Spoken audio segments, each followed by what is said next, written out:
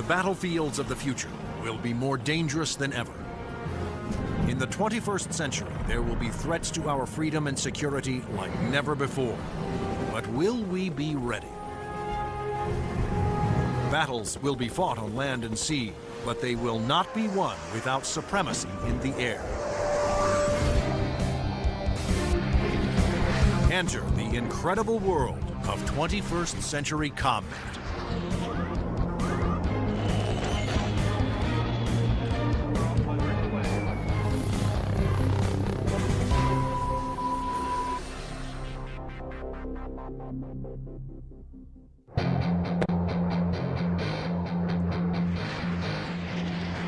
Air power is the dominant strategic force. It's air power that lets you influence events and respond to events quickly. It's air power that lets you fight a war without putting hundreds of thousands of people on the ground. To date, Air Force F-15s have won more than 150 dogfights against enemy fighters without a single loss. And the Navy F-18 Hornet is widely recognized as the world's best carrier-based fighter bomber. But in the future, neither the F-15 nor the F-18 will be able to survive against deadly enemy anti-aircraft missiles. Surface-to-air missiles, or SAMs, are going to represent the biggest threat. Those very formidable systems developed in Russia or China will have to be taken out of action very quickly in any future conflict. The fighter of the future will need to be stealthy to slip past enemy radar. It must be able to take out anti-aircraft installations. And it must out-dogfight any enemy fighters that get in the way.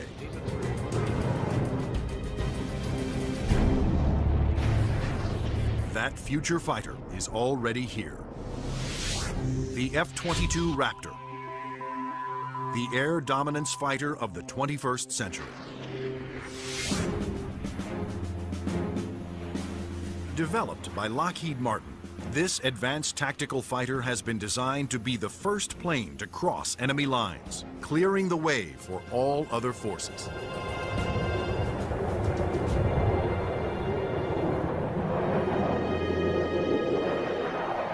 The F-22 is both an air-to-air fighter and an air-to-surface fighter, so it can drop precision weapons. That means it'll be able to go in early in a conflict, knock out all the air defenses that an enemy has, and also take out certain ground targets. And open the door for all the U.S. forces, whether they're ground vehicles or other aircraft, to come in and continue the fight. The development of the F-22 Raptor first began in 1985, when the Air Force requested proposals for an advanced tactical fighter jet to replace the F-15 air superiority fighter. Military planners feared that the F-15 would not be able to counter new air and ground threats on the horizon. The result was the creation of the F-22. The capability of the aircraft is a quantum leap above what exists right now, and it's going to take air power and revolutionize it into a whole new world. In the battles of the future, stealth will be critical for all new fighters to avoid being seen by enemy radar. Non-stealthy aircraft just will not survive in the air battles of tomorrow. Stealth technology was created to counter advances in radar. Radar works by sending out radio waves and measuring the amount reflected back to determine the distance, speed, and course of an object. But stealth aircraft are designed with surfaces that deflect radio waves away, making them nearly invisible to radar. The world's first stealth production aircraft was the F-117 Nighthawk. The reason that airplane is faceted is a limitation of the computer technology at the time. It's easier to model a finite number of flat surfaces than it is a bunch of curved surfaces. And while the aircraft was a breakthrough at the time, the facets limited the plane aerodynamically. But now, thanks to more powerful computers, engineers can design aircraft that do not have to sacrifice aerodynamics for stealth. The F/A-22's aerodynamic slickness allows it to have the lowest drag of almost any aircraft ever produced. The F-22's aerodynamic superiority, combined with its stealth and firepower, make it a far better adversary than any aircraft before it. The F-15, which the F-22 will replace, has been a very successful fighter, but it is not stealthy. The F-117, while stealthy, carries no air-to-air weapons and is not designed for air combat. It relies on stealth and mission planning to protect itself.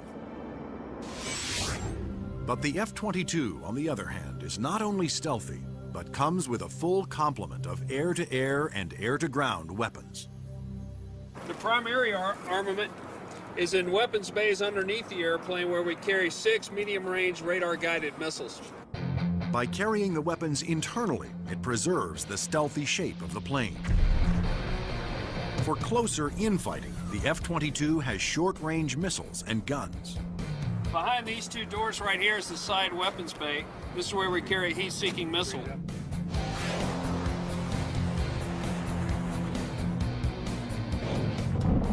For close-in armament, the Raptor is equipped with the M61A2 cannon. The muzzle is hidden right behind this door right here. It's hidden because of the stealth characteristics of the airplane. Cannon carries 480 rounds and is capable of shooting 100 rounds a second. The F-22's advanced weapons systems will make it a formidable interceptor, as will its unique ability to find enemy aircraft without revealing its own position. When other planes use their radar, they become visible to every other radar system in the area. But that's not the case with the F-22. Perhaps the highest tech part of the airplane is the radome itself. Not only does the radome have to be stealthy, but it has to be able to transmit and receive its own radar signals. How the F-22 radar achieves that remarkable feat is classified. But what is known is that the F-22 can see enemy aircraft at a distance while remaining invisible to them. The first time that the bad guys will really know there's an F-22 in the area is when one of them blows up. Along with its advanced radar system, the F-22 is the first fighter to have Super Cruise, the ability to travel faster than the speed of sound without using its afterburners. A jet's afterburners boost speed by pouring fuel directly into the hot blast of the engines, adding fiery extra thrust. But afterburners are also wasteful, consuming enormous amounts of fuel, dramatically affecting the range and duration of a plane's mission.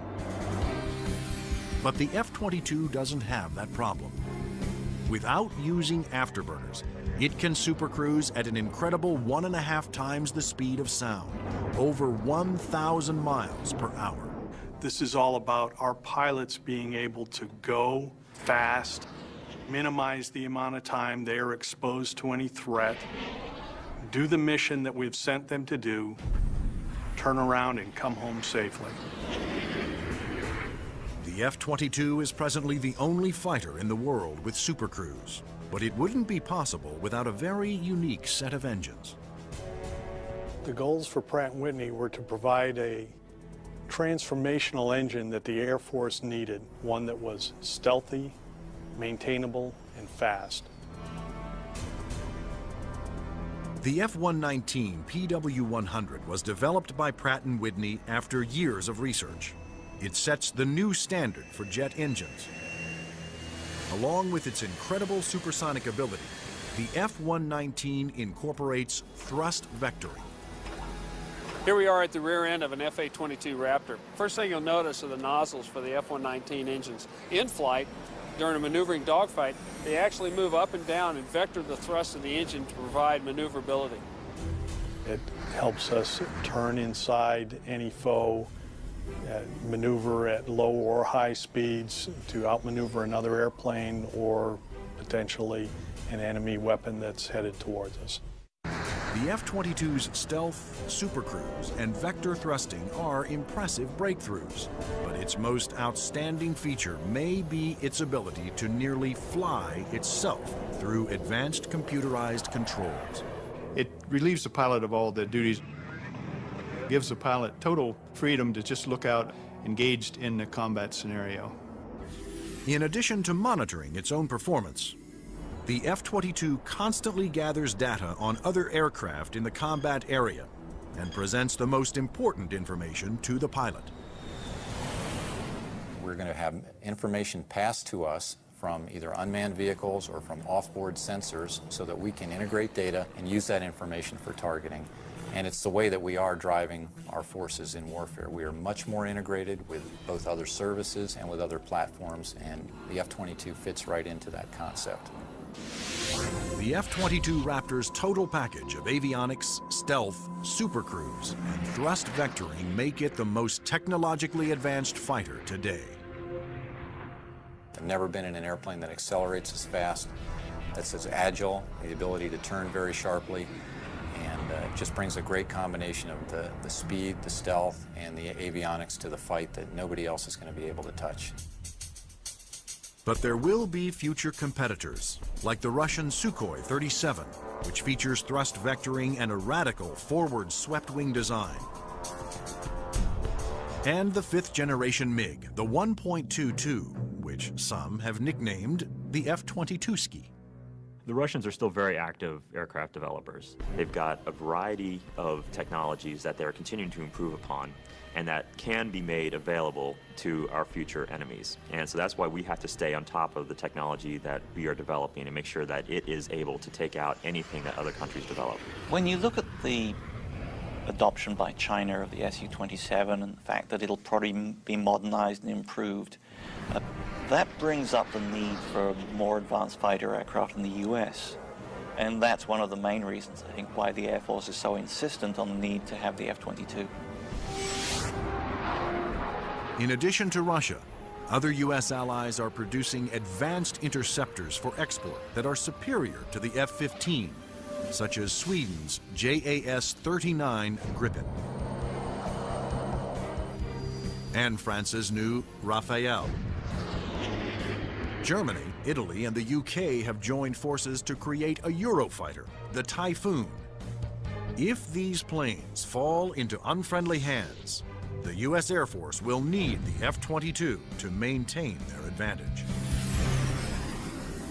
We're always going to go into war wanting to have that air dominance, and the F-22 is going to be the big boy on the block that can help us to do that. In future combat, the F-22 is to be joined by another stealthy aircraft, the F-35 Joint Strike Fighter, the ground attack bomber of the future. Designed for the U.S. Air Force, Navy, Marines, and Britain's Royal Navy, the question is, will it work for every user?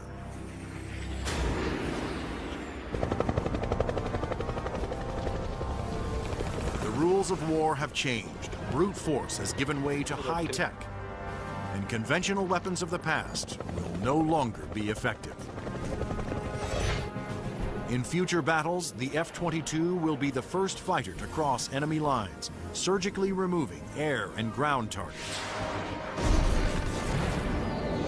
Next in the F-35 Joint Strike Fighter, the attack bomber of the future. It will assume the air-to-ground attack role for the U.S. military. The F-35 can carry heavy weapons externally for maximum effect. But when a smaller payload is carried internally, it is nearly as stealthy as the vaunted F-117 Nighthawk. It has a significant amount of stealth capability to allow it to be used early on in a campaign, and it has a significant amount of weapons carrying and payload capability to be used at the later stages of campaign. The threat to the airplanes may not be as significant and require less stealth. The development of the F-35 was driven by the Armed Forces' desire to save costs by creating a ground attack bomber that would meet the needs of the Air Force, Navy, Marines, and Britain's Royal Navy. Airplanes are becoming very expensive these days, and we had to do something to get the cost of these airplanes back down to a reasonable level. The F-35 is expected to cost about $40 million, one-third the cost of an F-22 Raptor. But could one basic airframe be designed to satisfy so many different military demands? Each armed service wanted a stealthy ground attack bomber, but the Marines also needed a plane with short takeoff and vertical landing capability. The U.S. Navy required a craft with larger wings, heavy-duty landing gear, and an arresting hook for carrier landings. And the wings would have to fold up to save deck space. The size and scope of the JSF program is pretty significant. The airplane is being designed to replace the F-16 and the A-10 for the Air Force, the AV-8B for the Marine Corps, and the FA-18 for the Navy. Unlike the twin-engine F-22 Raptor, the F-35 Joint Strike Fighter was designed around a single engine to keep down not only costs, but weight. A lighter plane can carry more weapons. For the Joint Strike Fighter, one of the keys of its mission is the ability to handle a large amount of ordnance and bring it to an enemy site. That all works better with a single engine.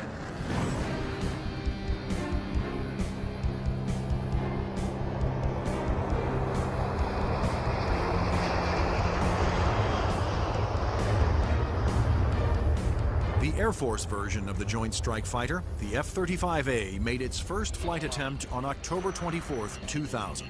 Tom Morgenfeld, who had been a test pilot for the F-22 Raptor, was at the controls. Well, a million things are going through your mind. Your eyes are everywhere, you're listening, you're watching.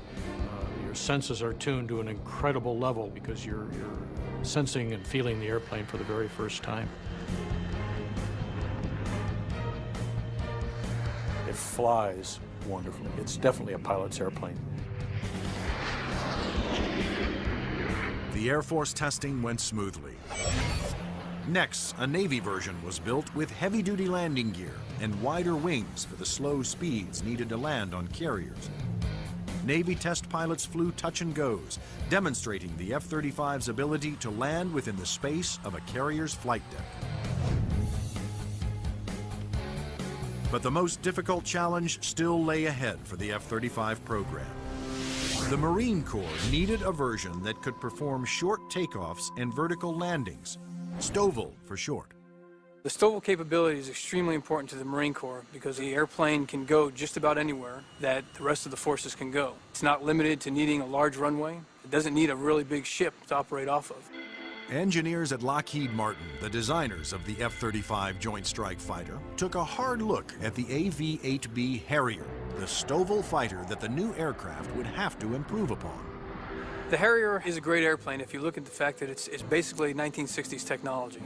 It's achieving all those wondrous STOVL flight sort of maneuvers without the aid of a lot of computers. The Harrier's ability to take off, hover, and land vertically is achieved by vectored thrust. The powerful force of its jet engine is directed downwards through 4 nozzles that can pivot 90 degrees. I was brought in because I am a Harrier pilot with almost 1,600 hours in that airplane. So all of the lessons learned I have from the Harrier airframe and operational experience I have, I was able to bring to the program and use those to help evaluate the X-35 STOVL version. For hovering, engineers gambled on a radical new system.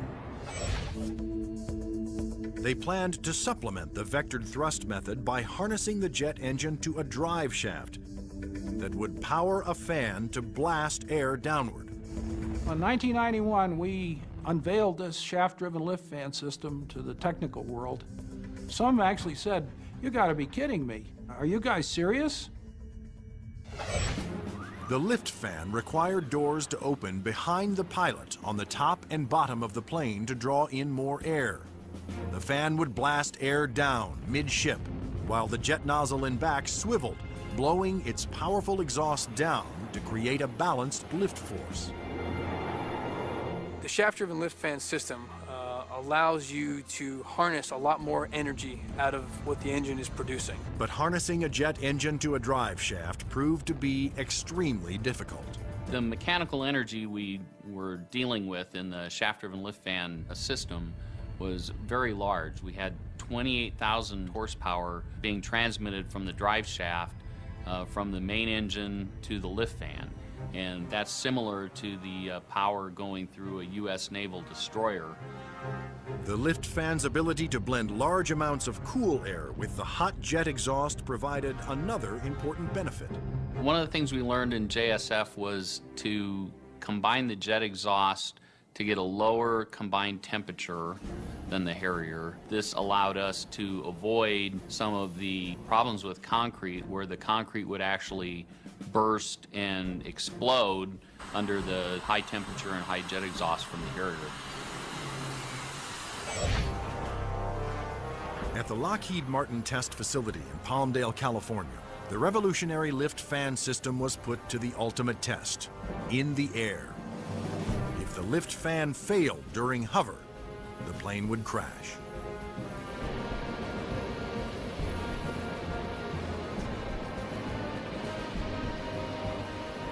It made its first flight in 2001, and it was a complete success.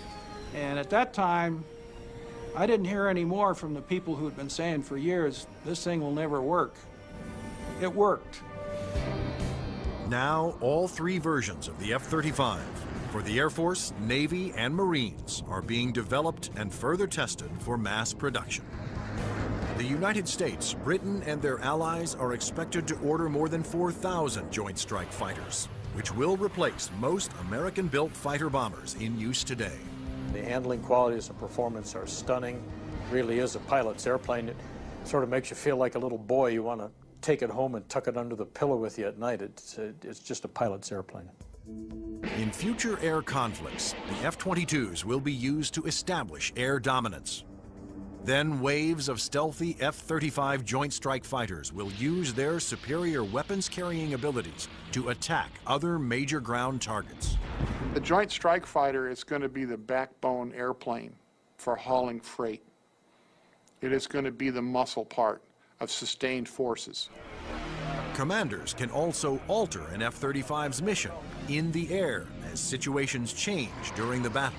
There are a variety of ways for the F-35 to bring in information from external platforms, other airplanes flying around the battlefield, satellite-based assets, ground-based assets. All that information can be presented to the pilot in the cockpit and allow him to be more of a tactician and manage the tactics of the game that day instead of worrying about the nuances of flying the airplane. The pilot's job will be to supervise the process of identifying the target and then to give consent for weapons release.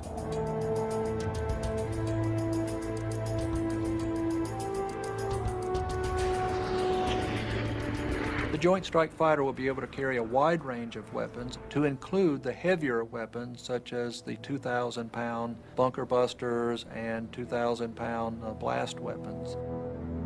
The Joint Strike Fighter's 1-ton bunker busters and blast bombs will be guided to their targets with pinpoint precision by JDAM tail kits. The Joint Direct Attack Munition, or JDAM, is a kit that can be put on any bomb to give it the brains to know where to go, and the movable tail fins to guide it there. JDAM is a guidance kit that came after Desert Storm. This little round piece on the side there is an inertial navigation clock.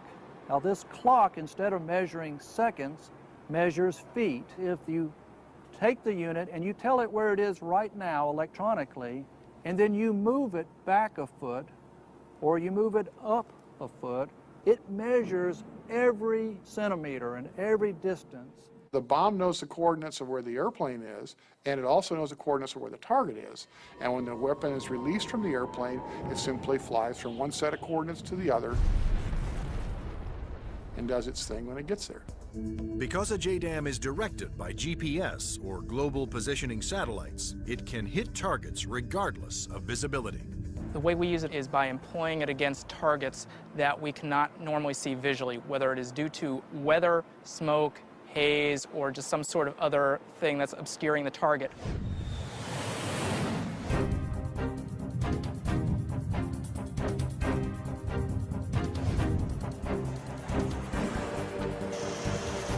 As a JDAM falls, its inertial clock keeps track of its position and signals the tail to make course corrections, directing it to the target.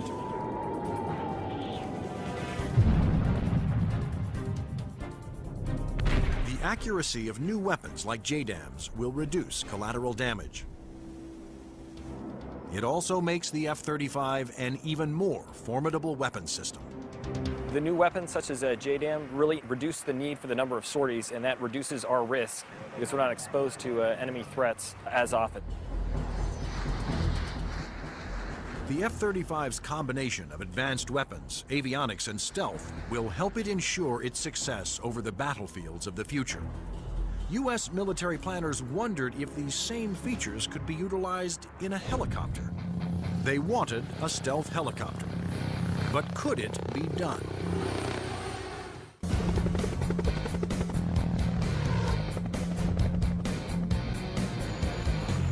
Over the last 50 years, helicopters have evolved from slow-moving multi-purpose support vehicles to fast-moving frontline attack ships. But in the high-tech wars of the future, speed alone is not enough. Information is the key. There's three elements that are critical to warfare. The ability for you to know more than the enemy, the ability to maneuver quickly around an enemy and gather more information about them, and the ability to provide precision firepower at the enemy.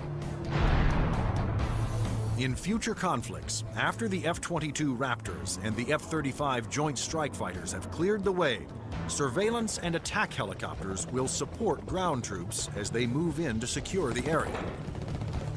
We like to be down low where the action is, and we like to be down low where the threat can't see us. But at such low altitudes, helicopters are vulnerable to a wide assortment of ground-to-air weapons. All the simple systems, the guns, unguided rockets, the surface-to-air missiles, it's got to deal with all of that, and it's got to deal all of it effectively. The Pentagon has responded with a two-pronged strategy to counter this threat: inexpensive, expendable unmanned helicopters and stealthy manned helicopters. Unmanned helicopters will be primarily used for surveillance and for gathering targeting information. Fire Scout, designed by Northrop Grumman, was specifically developed to take off and land on Navy ships. However, the key to creating a successful manned helicopter for future combat is to make it stealthy like the F-22. But the question is, can it be done? Achieving stealth in a helicopter is different from stealth in a fixed-wing aircraft. You're concerned about different signatures: radar reflectivity, infrared, noise, all things that will give away an aircraft's position. Those signatures, like heat, smoke, and sound, put helicopters and their pilots at serious risk over the battlefield. All the small shoulder-fired missiles, which are very effective against helicopters, are heat-seeking infrared systems. The challenge for engineers was to create a quiet helicopter with very few signatures and a small radar cross-section. And that's exactly what Sikorsky has done with the new RAH-66 Comanche. In the Comanche, with all the stealth capabilities, we can defeat the radar threat.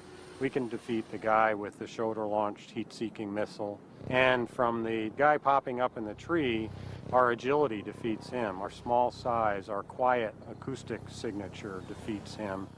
Often the first thing you hear from a helicopter is the sound of the wake from the main rotor hitting the wake from the tail rotor. In the Comanche, the fan tail is shrouded, so there is no interaction between the fan blade tips and the main rotor tips, and it's also canted slightly. And those all contribute to reducing the acoustic signature. Engineers also experimented with the main rotor to find a quieter design. If you look at a Comanche, it's got a 5-blade rotor, and what that does is it cuts down the normal chop, chop, chop sound from a helicopter into a more discreet whir that kind of blends into the background. Reducing the heat signature of a helicopter is also essential to making it more survivable. When you look at a Comanche, the first thing you ask yourself is, where's the exhaust? Where does all this hot air get out of the engine? The Comanche's exhaust actually escapes through the tail boom, where it is instantly dispersed by cool air from the rotor. That missile has to have something to home in on, and that's a heat signature. Comanche defeats that by the engine exhaust being mixed with ambient air and cooling it so that there's no longer a heat plume for that missile to home in on. To defeat radar, the Comanche utilized the stealth secrets first developed for the F-117 Nighthawk. There are no radar-reflecting right angles on its outer fuselage, and all weapons are carried internally to help keep its stealthy shape. What's interesting about the helicopter is some of the things that achieve stealth actually make the helicopter better. Things like the retractable landing gear and the retractable weapons bays, that also makes it sleeker and faster. So once you've bought into the stealth part of it, you get other superior attributes. The main role of the Comanche is to give commanders an overview of the battlefield by providing up-to-the-minute information. Comanche is going to be basically their flying cavalryman. It's going to dart in and out, slash and cut, be a reconnaissance vehicle. As Comanche's two pilots gather data, their computer shares that data with other Allied forces. When the Comanche finds the enemy, he's going to kind of direct like a quarterback to apply the firepower to defeat that enemy.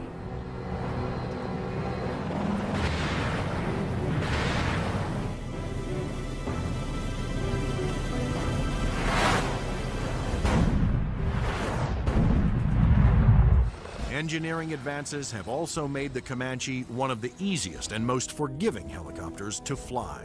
One thing that Comanche brings that other previous generation helicopters can't bring to the table is the pilot can maneuver the Comanche in virtually any axis without fear of exceeding any limits. Although it will be used primarily for reconnaissance, the Comanche will also be armed for self-defense. The Comanche is capable of carrying a wide array of weapons, all the way from guided missiles using a laser guidance system, heat-seeking missiles, which would be more of an air-to-air weapon, or unguided rockets, and also the latest Hellfire is pretty much a fire and forget. In addition, Comanche's pilots can ask Allied aircraft to fire missiles their way, and can then take over and guide those missiles to their targets.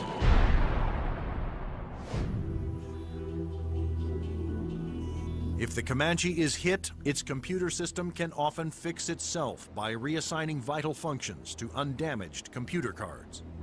This is where the computer brain of the Comanche is.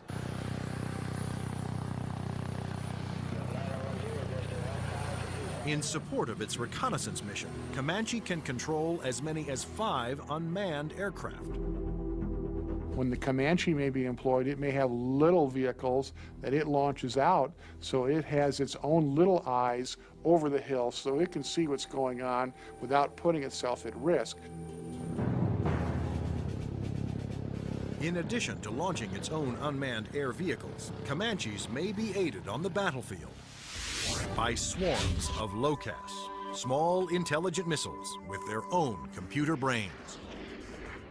It's about 31 inches long, weighs a little over 100 pounds, carries a single warhead, has a laser radar. In other words, it has a scanning laser beam that generates pictures. The LOCAS also communicate with each other and cooperate in searches and attacks. You could have a swarm of LOCASes, each of which has its own eyes, each of which is thinking, but each of which is communicating with each other. Send that imagery back to the operators who could either use these as surveillance probes or, in fact, as weapons themselves. Weapons like LOCAS reflect the trend toward electronically linking all Allied forces and weapons so that information can be shared and used by all. By networking aircraft over the battlefield, with surveillance platforms and other weapons systems, commanders can quickly change missions to take advantage of up-to-the-minute information. The key to the air battle of the future is not necessarily stealth, speed, or firepower. It's going to be information. Unmanned air vehicles, or UAVs, will provide a large part of that information while flying long-duration surveillance missions. So, will the Air Force of the future have no pilots? Since the very first use of airplanes in war, military planners have looked for ways to make aircraft more effective and more lethal. Once so secret their very existence was denied by the government, unmanned air combat vehicles, or UCAVs, are now poised to take the preeminent role in 21st century air combat.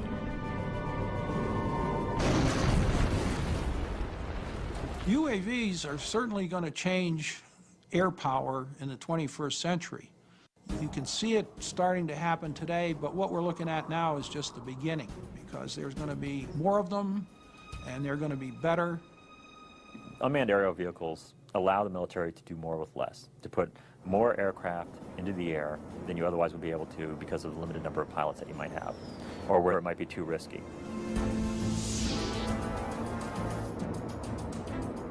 In the future, aircraft that have no pilots on board will carry out the most dangerous combat missions. Today, unmanned air vehicles, or UAVs, are already taking over the role of long-duration surveillance. UAVs don't have mothers. You lose a UAV in combat and nobody bats an eyelid. One of the earliest surveillance UAVs was the Predator. It was developed in the early 1990s. When you look at Predator, basically they start off as being long-endurance systems that can really persist over the battlefield. In Afghanistan, Predators provided critical real-time intelligence. And it was there that a Predator made an amazing transformation from surveillance to armed aerial attack. Fired a Hellfire missile, an Al-Qaeda convoy, and destroyed one of the vehicles in there. And at that point, it crossed the line from an unmanned aerial vehicle into an unmanned combat aerial vehicle. Today, the new Predator B can carry up to 10 Hellfire missiles. Of course, its primary mission is still what the military refers to as ISR, or Information, Surveillance, and Reconnaissance. It's basically a poor man's satellite. I mean, you can bring it in and let it dwell in an area.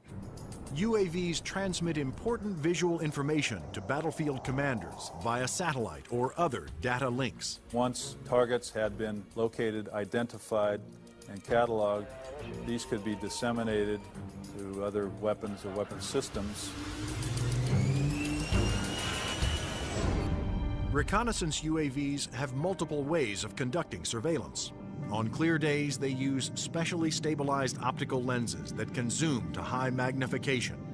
At night, they use infrared, and under adverse conditions, they use synthetic aperture radar to pierce the thickest clouds, sandstorms, or oil field smoke. When the radar is reflected back, it can also be used to create a 3D image of objects. If the enemy chooses to use countermeasures or decoys or deception techniques, having to beat 3 systems is a lot harder than 1. The success of the Predator paved the way for the development of an even more advanced high-altitude jet-powered UAV by Northrop Grumman. It's called the Global Hawk, but unlike the Predator, it was designed to take off, fly its pre-programmed mission, and land all on its own, thanks to the GPS, or Global Positioning Satellite System. The Global Hawk is basically a much larger version of the Predator. It has higher altitude capabilities, increased payload. It can carry a lot more sensors, a lot more communication devices, and it can loiter over a battlefield for up to 35 hours. The Global Hawk can stay aloft for a day or more, providing constant near real-time video surveillance over an area the size of Illinois. Predator and Global Hawk give us an up-close view, which is something you can't get from a national asset, which would be a satellite type of thing. Though still in development, the Global Hawk had a dramatic impact during Operation Iraqi Freedom. A single prototype provided information to Allied forces on 55% of all time-sensitive targets, including mobile Scud missile launchers.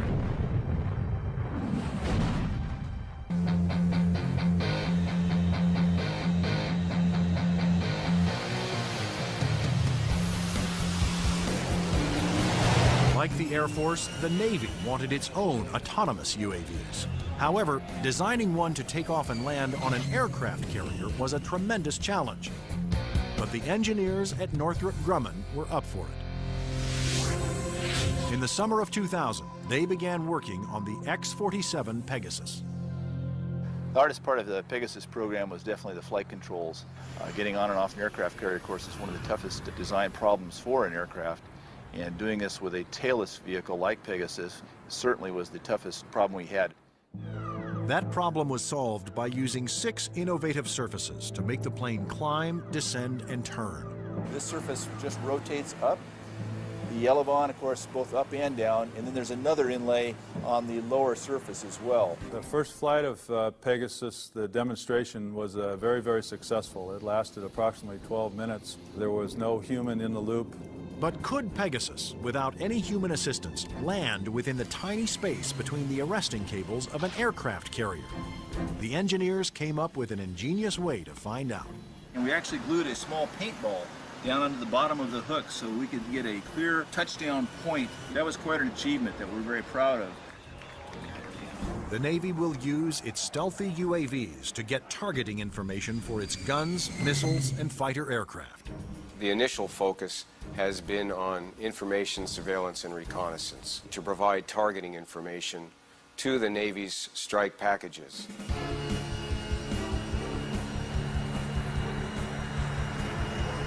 But many future UAVs, such as Boeing's X-45 unmanned bomber, will be heavily armed. Although flying pre-programmed missions, armed UAVs will still need human permission to fire. It has to know where friendly forces are on the ground, where civilians might be, where collateral damage, i.e. hitting a church or a mosque, might be an issue. So there is an element that we always retain where a human in the loop is important. You can have a weapon that's doing its own surveillance and has its own ability to engage a target. And that gives you a level of dominance that we're just emerging on right now.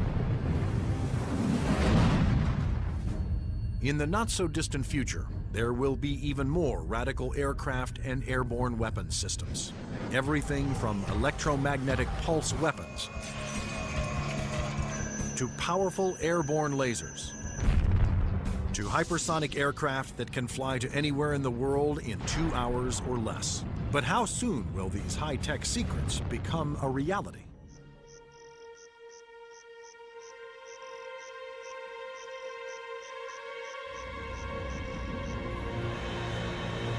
The enigmatic F-117 stealth jet flew in secret for 10 years before its existence was revealed to the public. Some of the unclassified projects that are acknowledged by the Pentagon seem more like science fiction than reality. The military is designing a weapon system designed to neutralize an enemy encampment or factory without destroying it and scattering nuclear, biological, or chemical materials. Electromagnetic pulse, or EMP weapons, will blast a highly concentrated magnetic field towards its target, overloading and destroying any electrical components. The small electromagnetic pulse weapons offer some pretty startling capabilities. You can essentially completely destroy an enemy's electronic infrastructure in a very precise way. You can fly over a small facility, only a couple of acres, fire it, and suddenly none of their computers work, none of their weapons work, none of their electronics at all will work.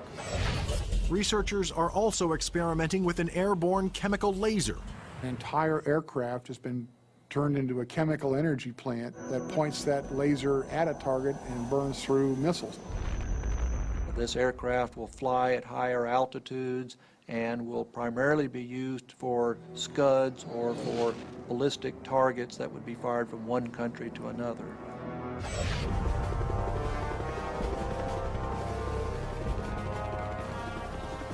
American generals don't want a fair fight. They want their equipment to be the absolute best in the world so that whatever they come up against, they can defeat it quickly and efficiently. The battlefield of the future will continue to be a dangerous place. But military planners believe that the key to maintaining the security of the United States is to develop the weapon systems of tomorrow, today.